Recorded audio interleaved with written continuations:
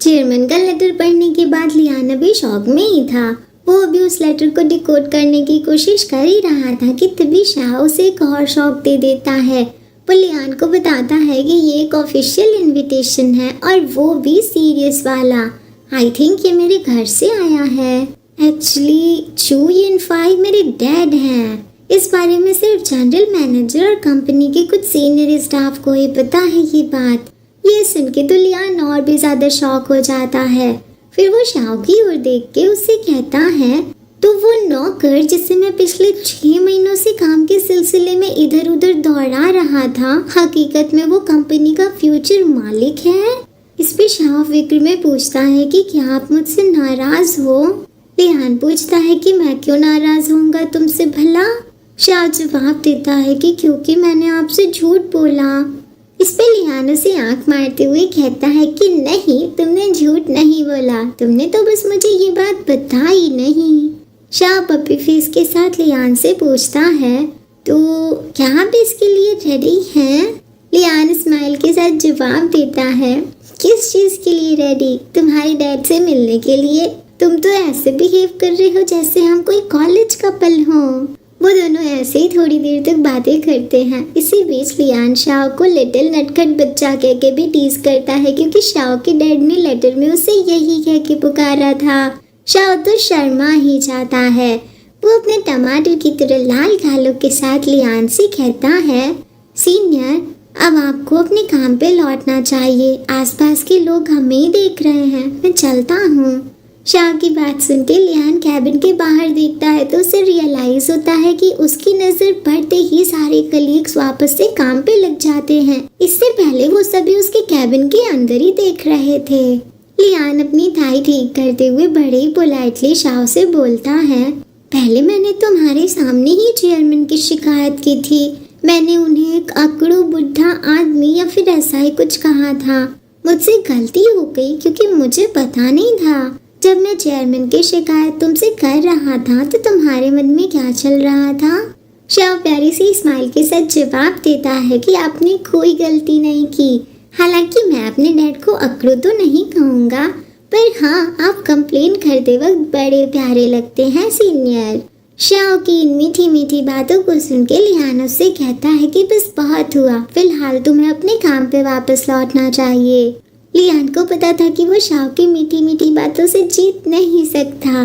वो शाह से कहता है कि अभी के लिए मैं इस इनविटेशन को अपने पास रख रहा हूँ। मुझे इसे प्रोसेस करने के लिए थोड़ा वक्त चाहिए, पर मुझे बहुत खुशी है। प्लीज अपने डैड को मेरी तरफ से थैंक्स बोलना।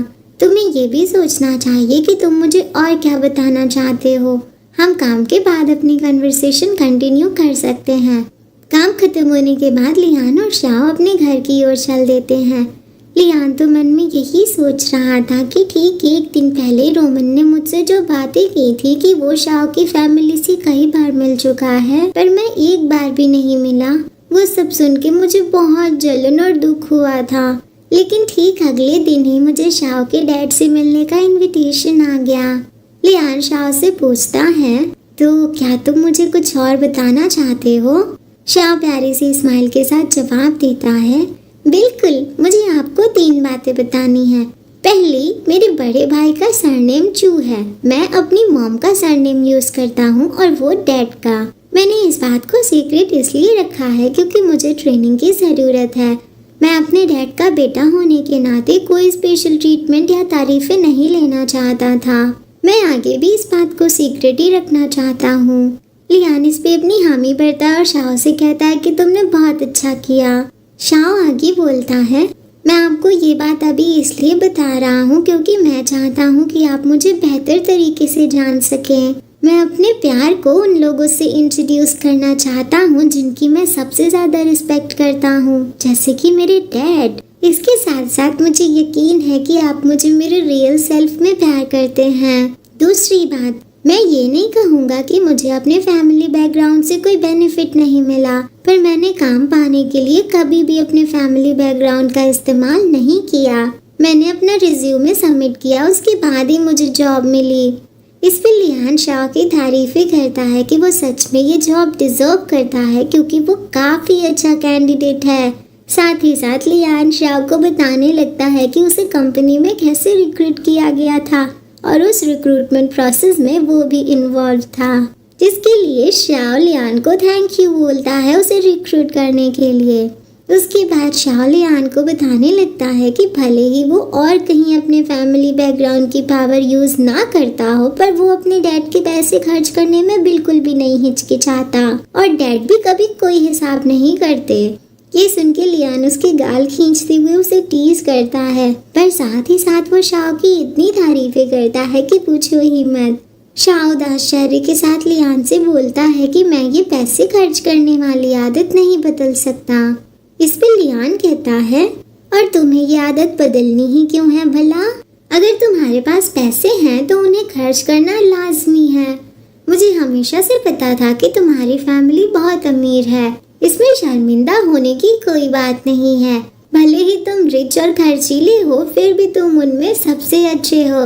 मुझे यकीन है कि तुम अपनी उम्र के ऐसे बहुत से लोगों को जानते हो जिनका फैमिली बैकग्राउंड भी तुम्हारे जैसा ही है, लेकिन क्या उनमें से कोई तुम्हारी तरह डेली आधी रात तक काम करता है? क्या कोई तुम्हारी तरह शहर के निचले इलाके में रहता है? और क्या कोई अपने गरीब बॉयफ्रेंड के साथ मेट्रो में ट्रैवल करता है?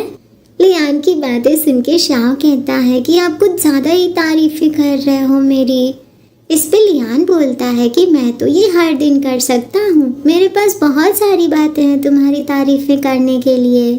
ऐसे ही एक दूसरे के साथ बातें करते हुए और हंसी मजाक के साथ उन दोनों की सारी थकान मिट जाती है। रात में लियान और शाओ काउच पे बैठ के बातें कर रहे होते हैं। लियान शाओ से पूछता है कि क्योंकि कल हमें तुम्हारे डैड से मिलना है तो क्या मुझे कुछ एक्स्ट्रा कपड़े रख लेने चाहिए चेंज करने के लिए? इवेंट के बाद मैं पसीने से भर जाऊंगा और मुझे नहीं लगता कि मुझे नहाने का वक्त मिलेगा। क्या तुम्हें नहीं लगता कि ये थोड़ा रूड होगा? शाओ प्यारे से स्माइल के साथ जवाब देता है कि नहीं, हमने ये टाइम जानबूझ के इसलिए चूज किया है ताकि ये थोड़ा कम फॉर्मल लगे। क्या आप नर्वस हो?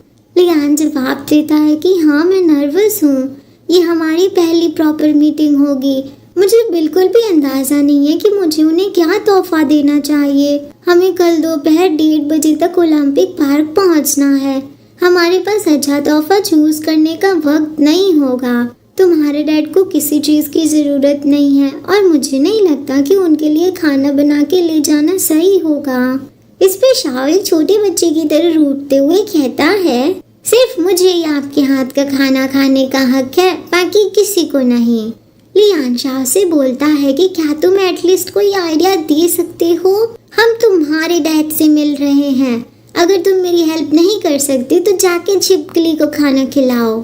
शाओ प्यारी से स्माइल के साथ लियान को अपनी गोद में बिठा लेता है और उसके गाल पे एक प्यारा सा किस करते हुए उसे बताता है, आप उन्हें जिगसॉ पजल दे दो, उन्हें मुश्किल पजल काफी पसंद है, लेकिन हमें इसे उनके साथ मिलके पूरा करना होगा। ओहो शाओ, अगर तुम्हें गिफ्ट के बारे में पता था कि क्या गिफ्ट देना है तो तुमने पहले ही क्यों नहीं बता दिया लियान को? बेचारा कितना नर्वस लग रहा था। मुझे लगता है कि शाओ लियान को टीज करना चाहता था गाइस, इसीलिए उसने पहले नहीं बताया।